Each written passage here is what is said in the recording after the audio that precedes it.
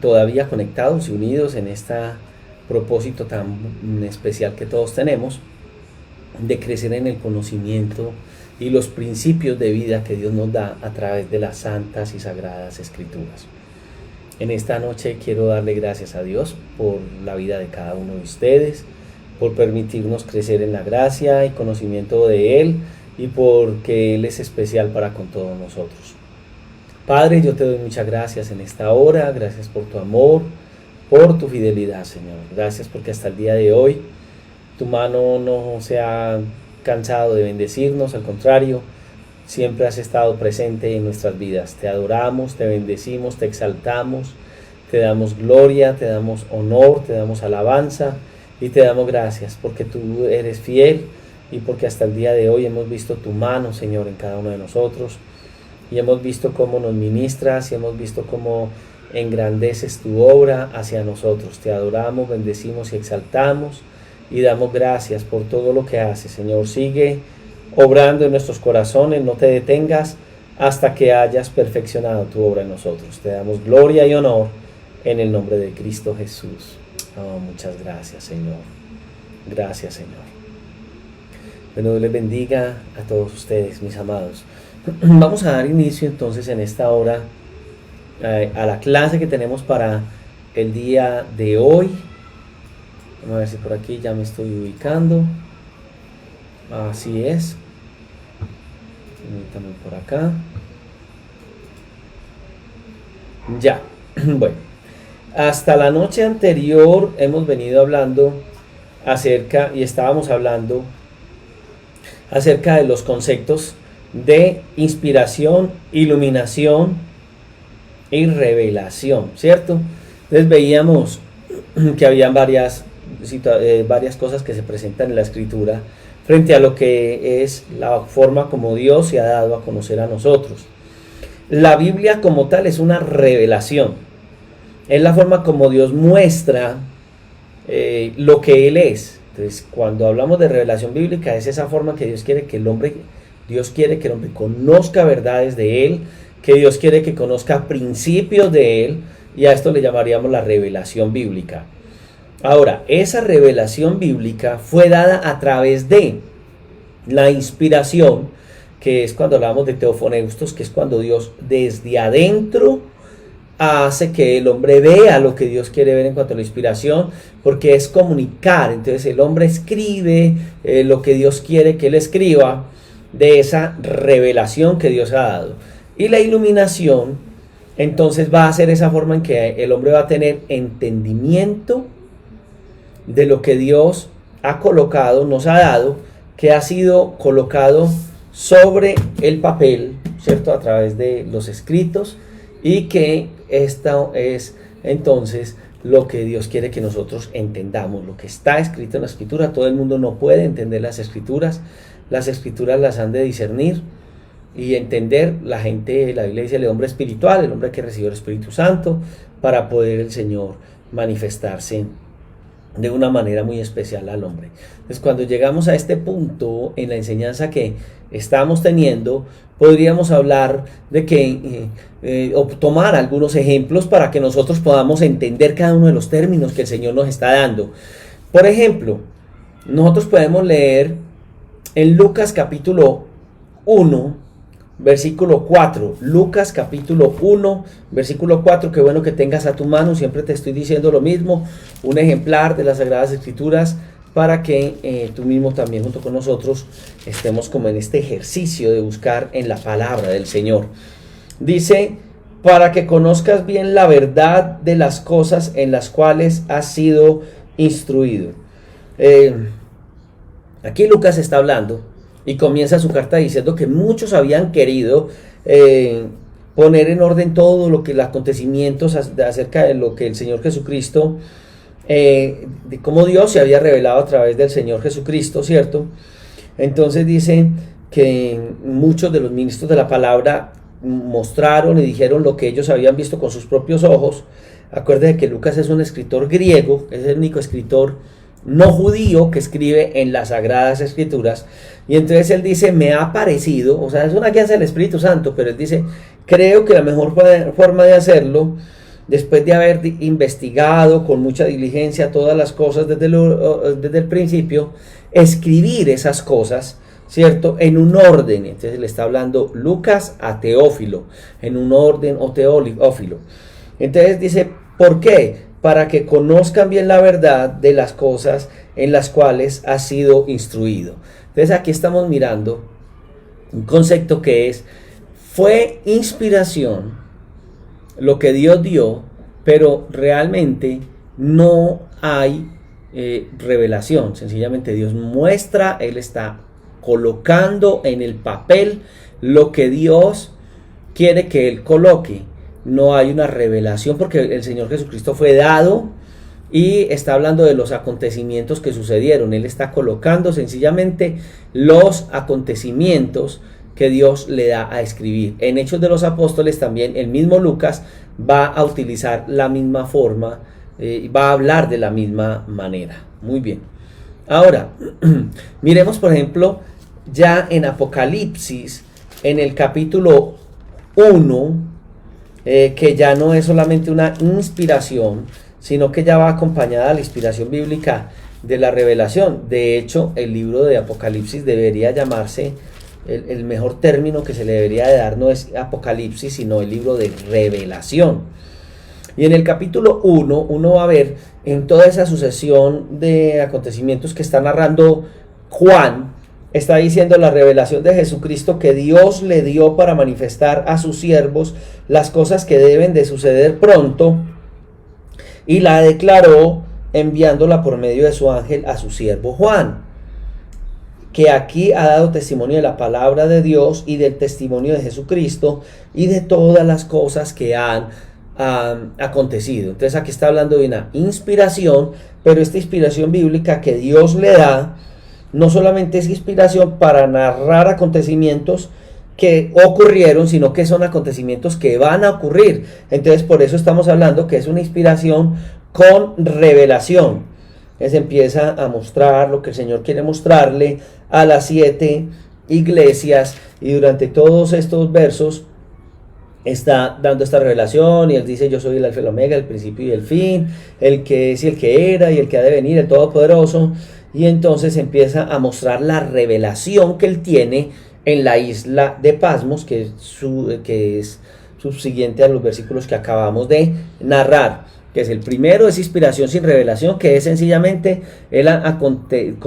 decir los acontecimientos de la llegada y la venida de nuestro Señor Jesucristo.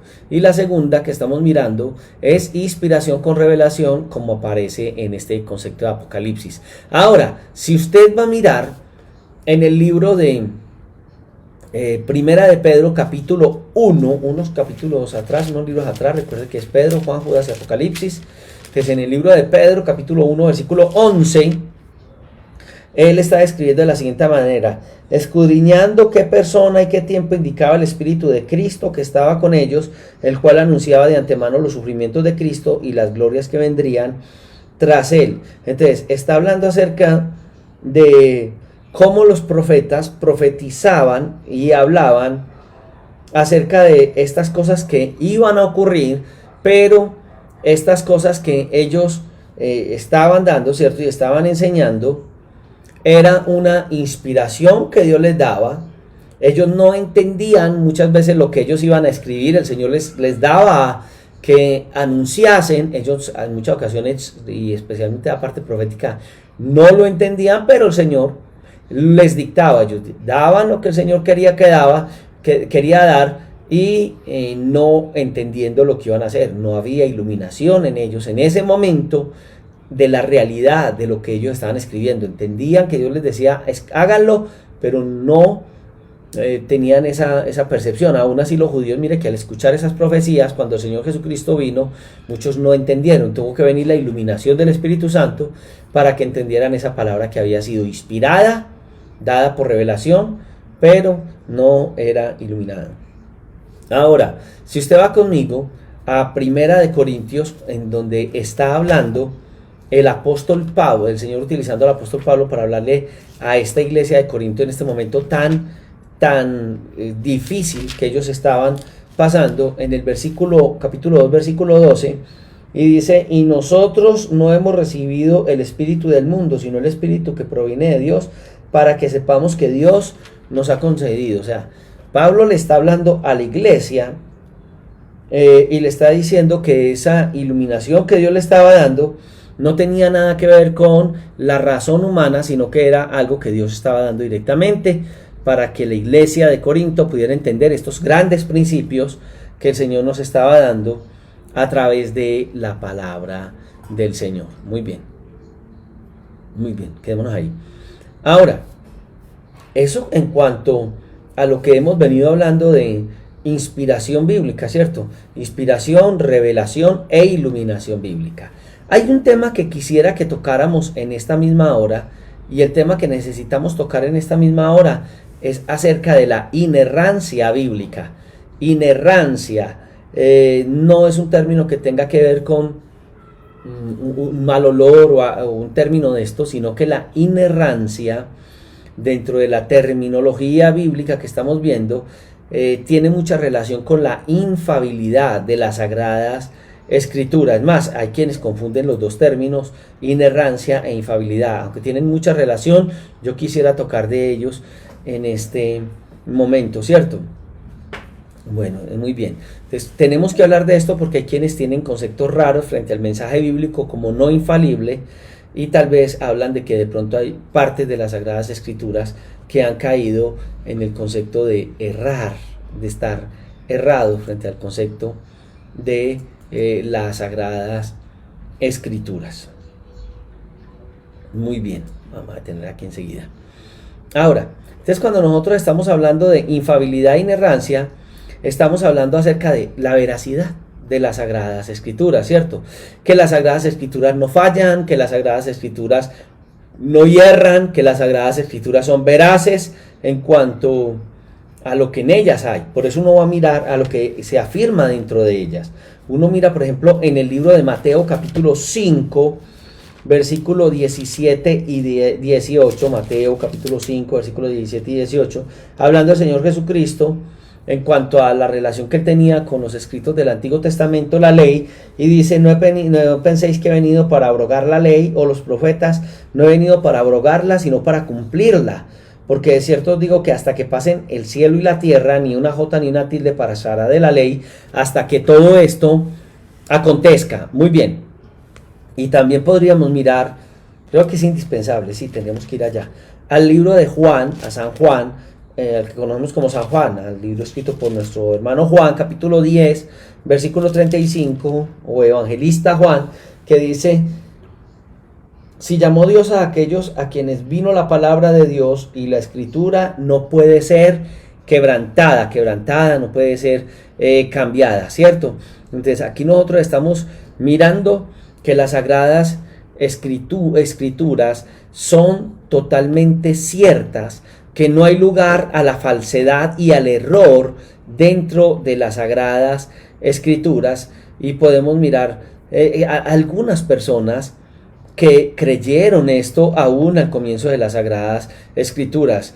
Algunos de ellos fueron, por ejemplo, Clemente de Roma, Clemente de Alejandría, Gregorio Nacianceno, Justino Mártir, Ireneo, Tertuliano, Orígenes, Ambrosio, Jerónimo, Agustín, Martín Lutero, Juan Calvino y una gran cantidad de hombres a través de la historia de la iglesia que reconocieron que las Sagradas Escrituras venían de la misma boca de Dios y que son ciertas en su totalidad. Y por eso yo quisiera que miráramos por aquí, creo que lo tengo ustedes lo están viendo, afirmaciones de algunos de ellos. Por ejemplo, de Agustín.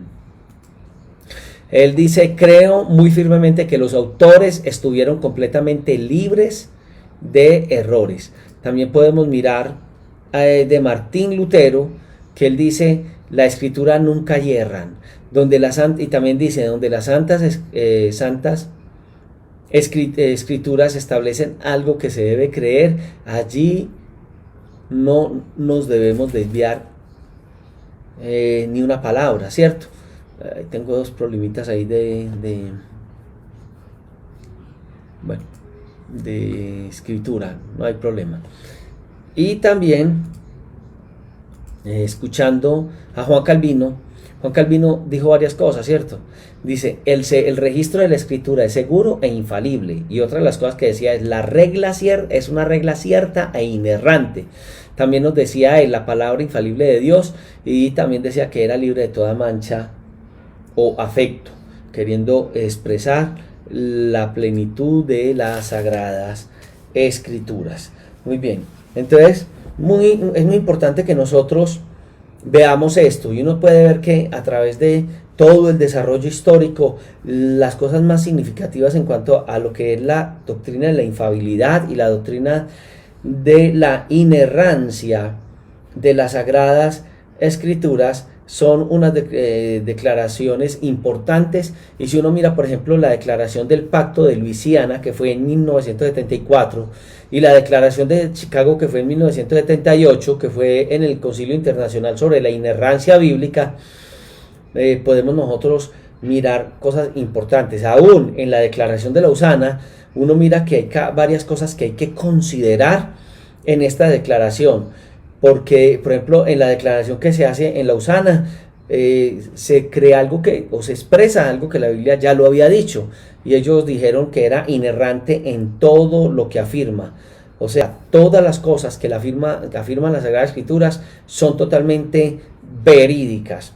En la declaración de Chicago, respondiendo a esto, se dice que la escritura es inerrante en su totalidad y es libre de toda falsedad y fraude o engaño negativo, y que negar la infalibilidad e inerrancia de las escrituras es limitar la mente, es entrar en una posición religiosa, y es hablar en contra de lo que es la redención que Dios nos quiere dar. Entonces, qué importante es esto. Recuerda que la declaración de Chicago fue adoptada y era una reunión de cerca de 300 estudiosos de las Sagradas Escrituras, y ellos lo hicieron en ese gran deseo de aclararle a la gente la posición que tiene la Iglesia Cristiana Evangélica sobre la doctrina de esa inerrancia bíblica. Y dentro de esta declaración vamos a ver 19 artículos que afirman acerca de esta posición de las Sagradas Escrituras, para que a nosotros no nos quede ninguna duda frente a lo que nosotros vemos en las Sagradas Escrituras. En el tablero ustedes van a ver una definición de inerrancia, que realmente hay una unidad entre lo que es la infalibilidad e inerrancia, ¿cierto? Son sinónimos dentro de lo que nosotros podemos llamar la doctrina cristiana, y algunos cristianos utilizan más inerrancia, algunos cristianos últimamente utilizan más el término infalibilidad, ¿cierto? Pero realmente cualquiera de los dos términos que nosotros utilicemos son de bendición. Vamos a mirar unas afirmaciones que fijan los límites para definir lo que es la inerrancia o infalibilidad bíblica. Muy bien, el primero que tenemos acá es el que nos dice que la verdad de Dios es expresada con exactitud mediante todas las palabras de toda la Escritura, a medida que se usan para construir oraciones inteligentes. Cuando yo voy a hablar de algo de las Sagradas Escrituras, de un principio de las Sagradas Escrituras, yo tengo que ir siguiendo el rastro, si lo podemos decir así, de Génesis a Apocalipsis. Entonces yo tengo que mirar en cuanto a esa doctrina, por ejemplo, la doctrina del matrimonio. ¿Qué dice Dios del matrimonio? Varón y hembra los creó, y entonces va a decir las Sagradas Escrituras que él se unirá a su mujer y los dos serán una sola carne. También dice la Escritura que dejará el padre a la madre y se unirá a su mujer. También, a medida que la Escritura va enseñando todo el principio del matrimonio, yo voy a tener un contexto claro en todo lo que ella dice. Tengo que tener un concepto en toda para darme cuenta de esas grandes verdades unidas. Y todas estas grandes verdades que la Escritura me va a dar, me van a mostrar ese concepto claro de que esas palabras no tienen error.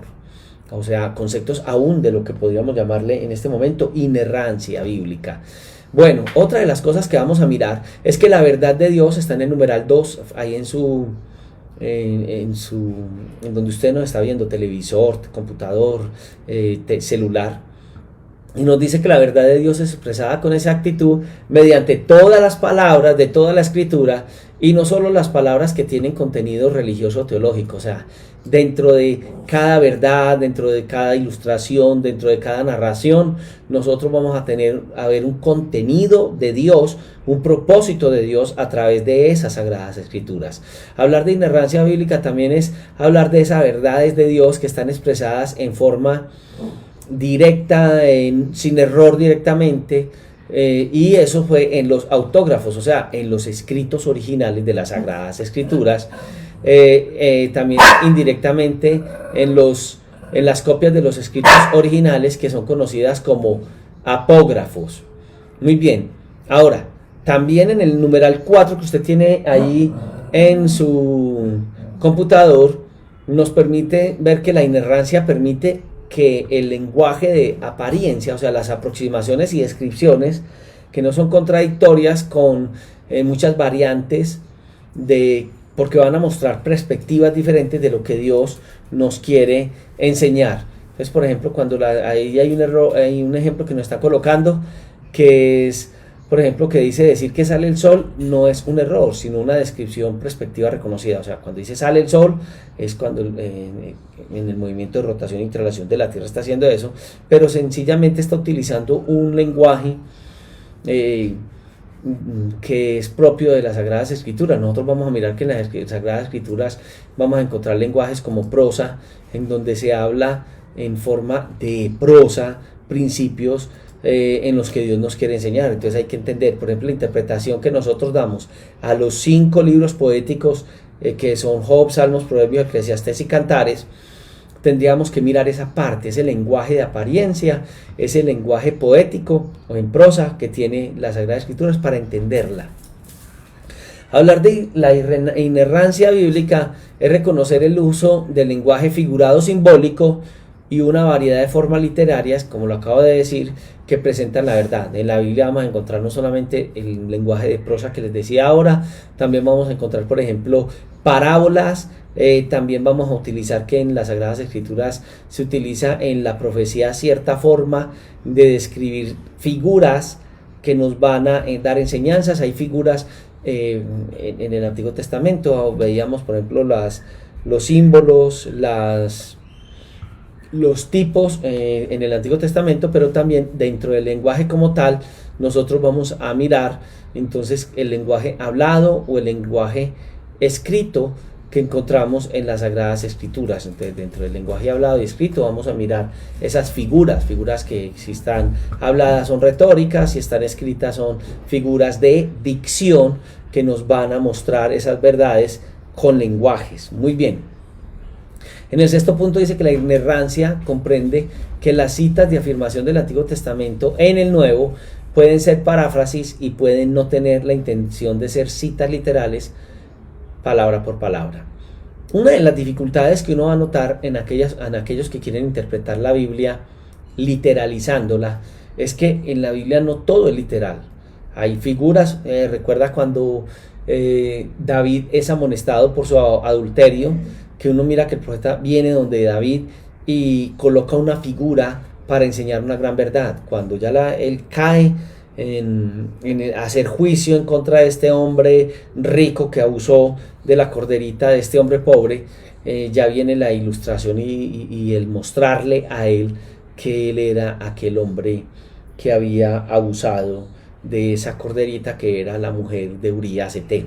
Lenguaje figurado, pero hay una gran verdad detrás de esos lenguajes figurados, y en la Biblia hay mucho lenguaje figurado, pero yo he notado que muchos ministros las literalizamos y lastimosamente de ahí vienen los horrores doctrinales, no voy a decir errores, horrores doctrinales que aparecen en la falsa o mala interpretación por ignorancia y por una mala conocimiento de lo que es todo este lenguaje simbólico que tiene la Sagrada Escritura. Al hablar de inerrancia, entonces estamos mirando muchas cosas, ¿cierto? Estamos mirando como muchos métodos literales o históricos en la forma de informar a la gente, tienen que estar presentes en nosotros. Voy a colocar un pequeño ejemplo que doy cuando enseño hermenéutica, que nos podría dar un ejemplo. Si nosotros estuviésemos hoy eh, reunidos, y de un momento a otro pues aparece un hermano que viene de los Estados Unidos. Él entiende el español, lo balbucea, pero digamos que lo entiende en general, sin conocer culturalmente muchas aproximaciones de lo que podría ser ese lenguaje figurado que utilizamos. Y se sienta con nosotros. Estamos en una reunión, estamos en un estudio bíblico, y uno de los hermanos del estudio bíblico llegó tarde. Entonces este hermano dice: ay, hermanos, qué pena con ustedes, vengo muy molesto. ¿Cómo le parece que yo venía hacia la reunión y me monté un bus y el chofer le dice un billete de 50,000 pesos y el hombre no me respondía, se me hizo el loco? Y no, yo le decía: a ver, pues la de vuelta, no, que espere, qué tal. Y cuando me bajé, hermano, un atraco a mano armada, se quedó con los 50,000 pesos. Los hermanos que estamos ahí entendimos qué fue lo que pasó. Abusó de la confianza, se hizo el de la oreja mocha y no le devolvió. El americano quedó muy triste y se va para la iglesia de él en los Estados Unidos y le dice a los hermanos: oh, hay que orar por Colombia, hay mucha delincuencia. ¿Cómo les parece que el conductor de un bus sacó un arma y atracó a un hermano donde estábamos reunidos? ¿Quién dijo qué? Sí, la expresión un atraco a mano armada, él lo entendió así, lo atracó con un arma en la mano, pero realmente en el lenguaje nuestro popular, ese concepto de atraco a mano armada es que fue un conchudo que abusó de la confianza y se quedó con el dinero del hermano. Entonces mire que en la Biblia también vamos a encontrar conceptos de hebraísmos, que son palabras que ellos utilizaban, pero al ser traducidas literalmente podrán dar un significado diferente al que representaba para los judíos. Entonces hay que entender todo esto para entender el propósito de Dios en la escritura y no dar una mala interpretación. Quienes dan mala interpretación son porque personas que no aplican estos principios en toda la Sagrada Escritura. Entonces dicen: no, la palabra hay que entenderla literalmente porque la palabra es inerrante. Error el querer presentar las Sagradas Escrituras de esta manera que no corresponde a lo que realmente fue el propósito del autor. Bien, déjenme por aquí, yo voy a cerrar y voy a volver a estar con ustedes. Bien, aunque aquí ya estoy nuevamente con ustedes en esto que estamos estudiando de las Sagradas Escrituras.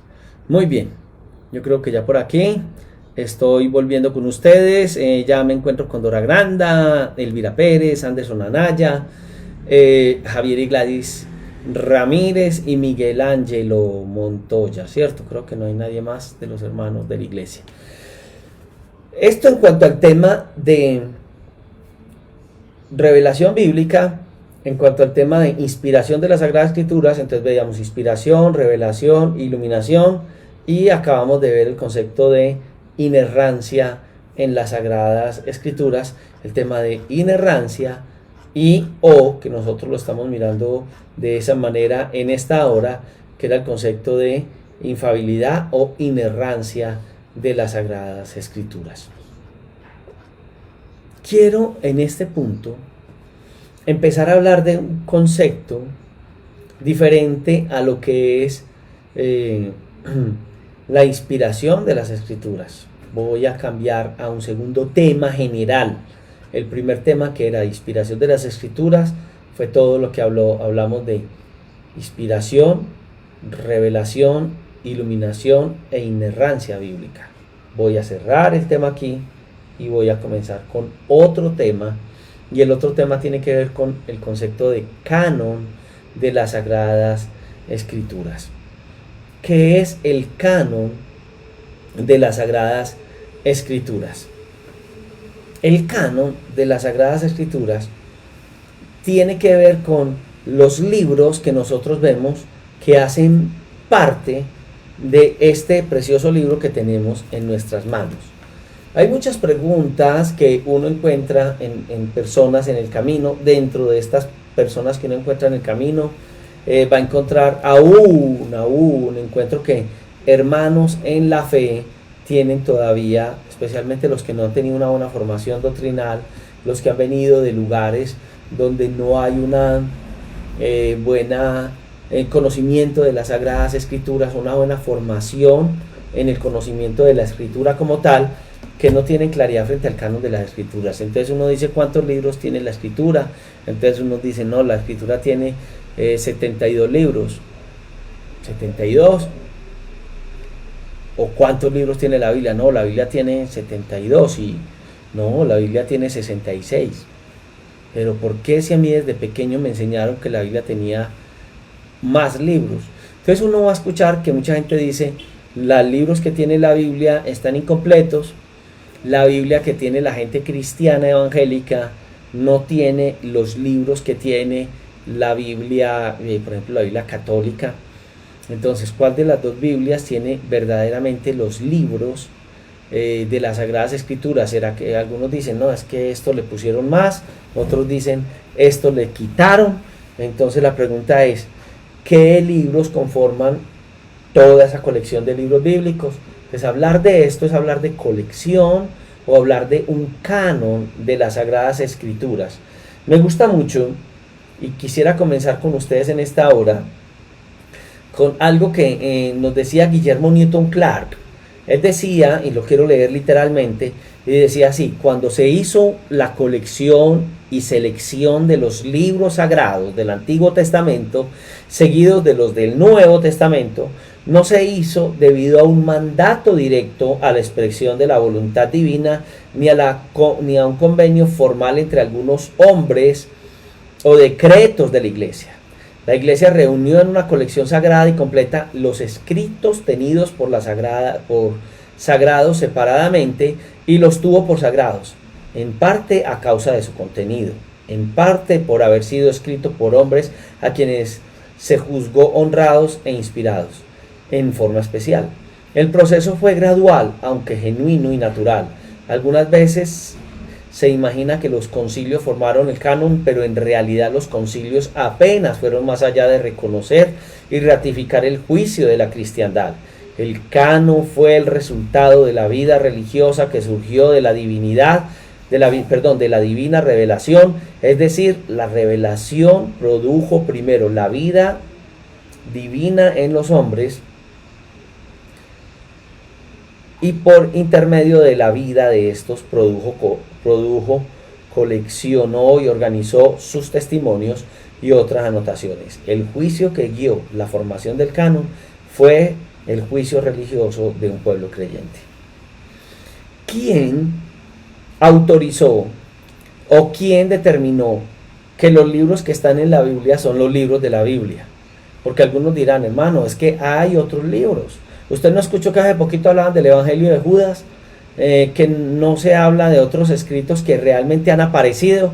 ¿Por qué, hermano César, esos libros no aparecen dentro del canon de las Sagradas Escrituras?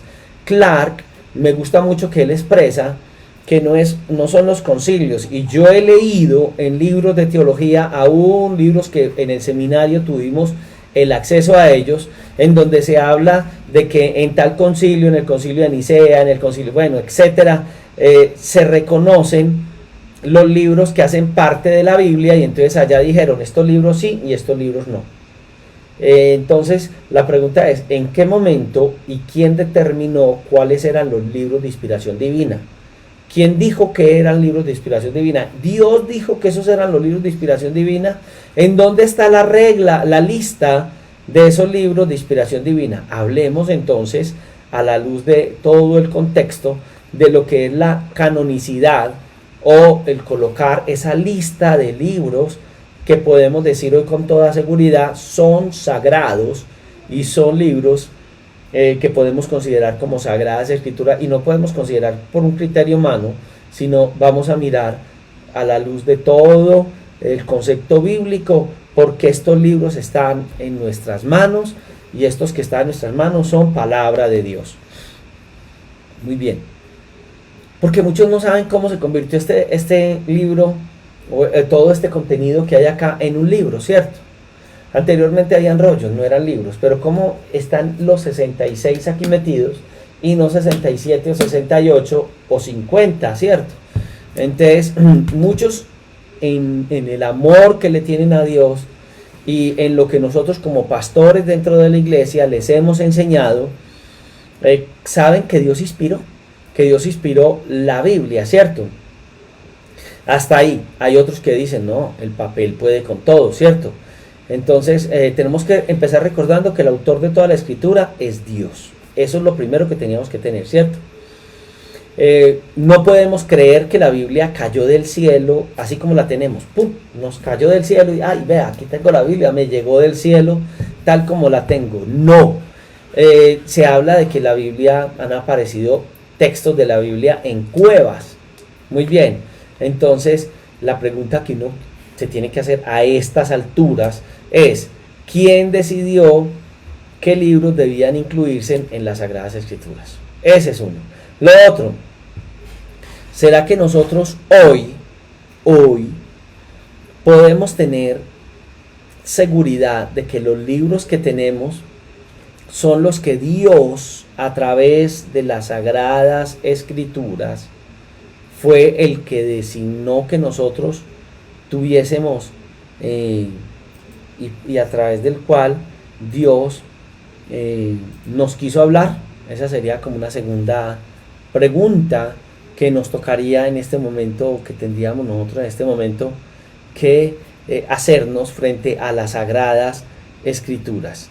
Y tercer punto que podríamos tener en este momento en cuenta es acerca de esa exclusión de esos libros. Y entonces podríamos decir que por qué se excluyeron deliberadamente algunos libros de la colección, ¿cierto? Porque se habla de libros que aparecen en la escritura y que son conocidos como los libros o denominados pseudoepígrafos, apócrifos, y porque esos libros apócrifos no son aceptados por la iglesia cristiana evangélica y muchos teólogos cristianos dentro de este libro, y que nos daría horror tener los libros apócrifos dentro de este, porque diríamos que estaríamos profanando la santidad de los otros libros que aparecen en las Sagradas Escrituras.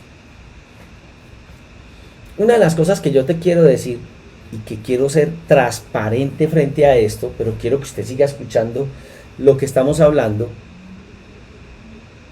es, espérese que ya se me paralizó por un momentico el video. Bien, entonces una de las cosas que nosotros podemos decir es que nadie, absolutamente nadie, puede señalar o el lugar o la fecha específica en que nacieron las Sagradas Escrituras, como las tenemos hoy, pues, en forma actual, ¿cierto? Hoy en día, por ejemplo, ¿cómo se hace un libro?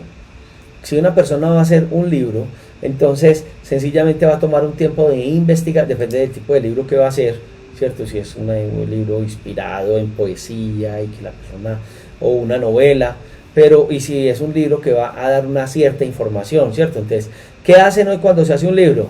Se escribe, se corrige el libro, se pasa por un proceso que se podría llamar el proceso de redacción, y al final pues el libro se va a publicar, y así es que aparecen los libros, ¿cierto? La Biblia es una antología. Hablar de antología es hablar de una colección, es colección de textos sagrados, pero aún así es literatura, o sea, textos literarios, y es tomada de varios autores, ¿cierto?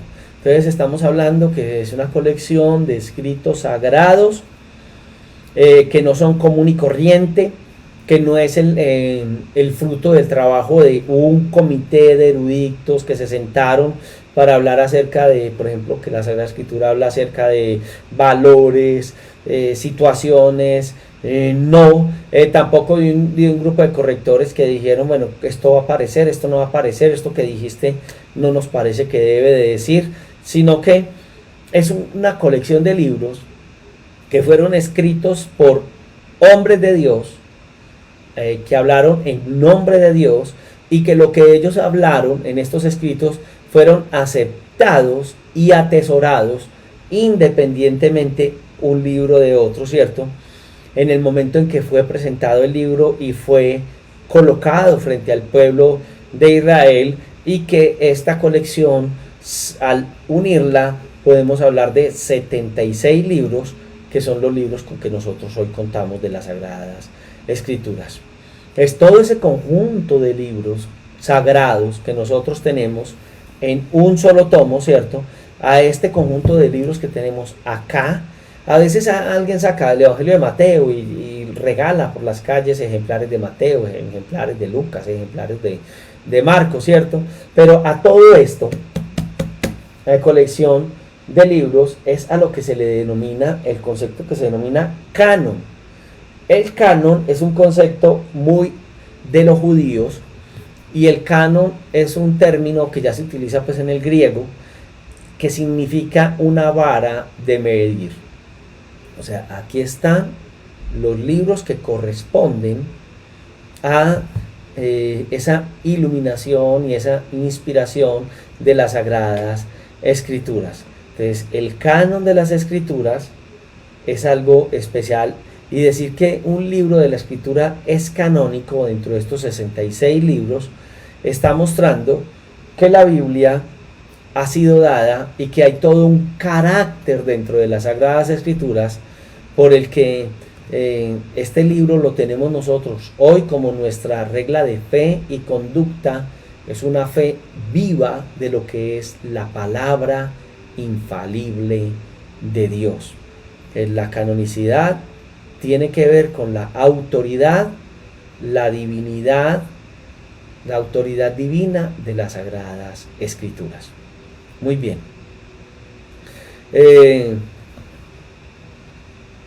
Uno lee y encuentra a algunas personas que dicen que esta palabra fue originalmente, así como nosotros la empezamos a mirar, usada por Atanasio en el siglo IV.